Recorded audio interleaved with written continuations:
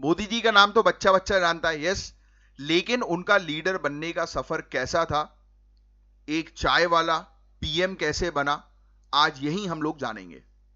तो यह आर्टिकल इसी से रिलेटेड है। तो द हिंदू के इस आर्टिकल में बताया गया है कि नरेंद्र मोदी जी की लीडरशिप बिल्कुल अलग थी।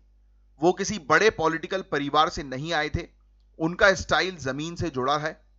उन्होंने दिखाया कि एक लीडर इलीट क्लास से नहीं, आम लोगों के बीच से निकलता है।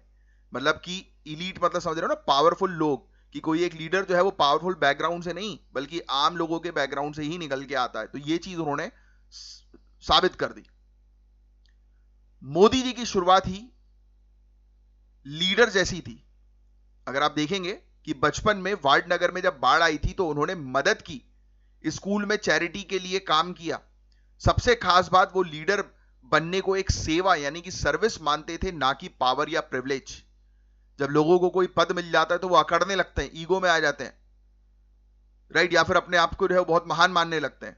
बट मोदी जी की माइंडसेट और अप्रोच ऐसी है कि वो अपने आप को लीडर मानना एक सेवा मानते हैं, कि अगर मैं लीडर बन गया दैट मीन्स कि अब वो मेरे ऊपर रिस्पॉन्सिबिलिटी आ गई है और मुझे नेशन को सर्व करना है। तो this is all about mindset.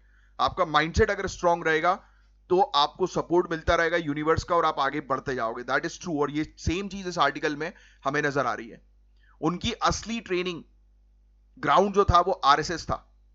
RSS का फुल फॉर्म कमेंट बॉक्स में लिखकर बताओ। यहां उन्होंने सीखा डिसिप्लिन और हार्डवर्क। इमेजिन, वो स्कूटर या बस पर घूमते थे, गांव वालों के घरों में रहते थे, उनकी तकलीफ समझते थे। इससे वो एकदम ग्रास रूट लेवल पर लोगों से जुड़ गए, क्योंकि उन्होंने लोगों को पर्सनल लेवल पर समझना शुरू किया, राइट, और लोगों से कनेक्ट हुए और उनसे जुड़ गए। जब वो गुजरात के सीएम बने तो एकदम से काम शुरू किया उन्होंने।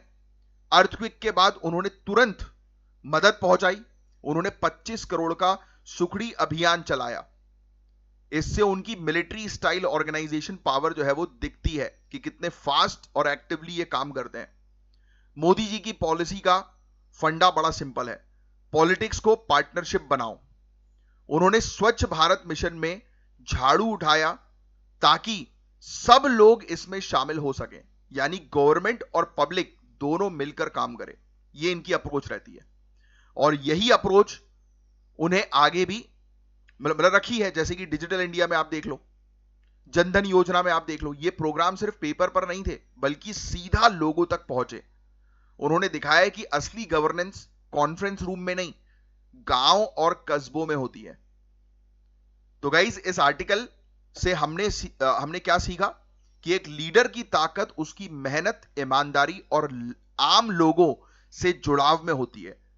मोदी जी का सफर यही कहानी बताता है, राइट। अब इससे रिलेटेड कुछ फैक्ट्स जो है वो मैं आपको एक बार रिकॉल करवा देता हूं।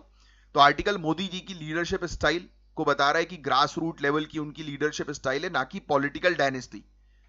उनका ऑब्जेक्टिव जो है वो ये पॉलिटिकल वंश जो है वो चलाना नहीं है बल्कि लोगों की ग्रास रूट लेवल पर मदद करना।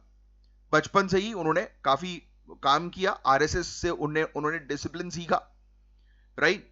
गुजरात के जब चीफ मिनिस्टर थे तब उस समय उन्होंने डिजास्टर के समय पर बहुत कार्य किया और कैसे वो गवर्नेंस को, शासन को लोगों के साथ जो है वो जोड़ते हैं, कनेक्ट करते हैं और गवर्नमेंट और पीपल के बीच में कनेक्शन क्रिएट करते हैं। वो हमें सीधा सीधा स्वच्छ भारत अभियान policy, digital India mission, Jan Dhan योजना, इन सब मिशन के थ्रू देखने को मिल ही जाता है, राइट। तो ये था गाइस पूरा ओवरऑल आर्टिकल। होपफुली आपको चीजें समझ में आई होंगी।